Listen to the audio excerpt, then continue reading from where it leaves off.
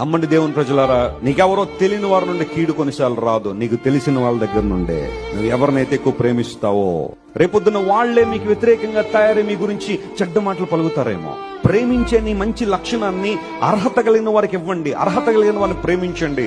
అర్హత లేని వారి మీద ప్రేమ కురమరిస్తే వాళ్ళని హేళన చేస్తే, నీ ప్రేమను తప్పుగా మాట్లాడితే, లేదా నీ ప్రేమను హేళన చేసి నిన్ను ఎంత భయంకరంగా హింసించాలో అంతగా హింసించి నిన్ను ఇబ్బంది పెట్టే వాళ్ళు ఉంటారు. నువ్వు ఎవరి దగ్గరైనా చెయ్యి చాపి నిలబడ్డావు అంటే ఆ క్షణమే వారి దగ్గర నువ్వు లోకువైపోయినట్టే.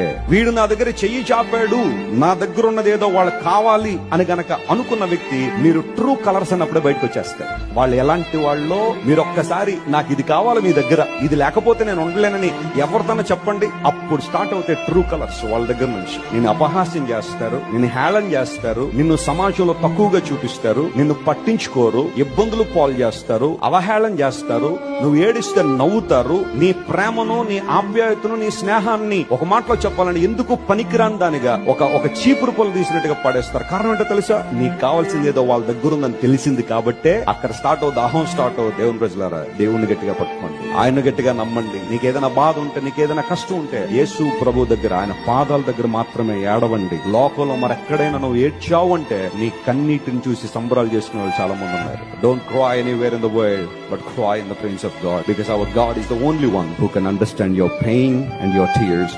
నీ కన్నీటిని, నీ బాధను సరిగా అర్థం చేసుకునే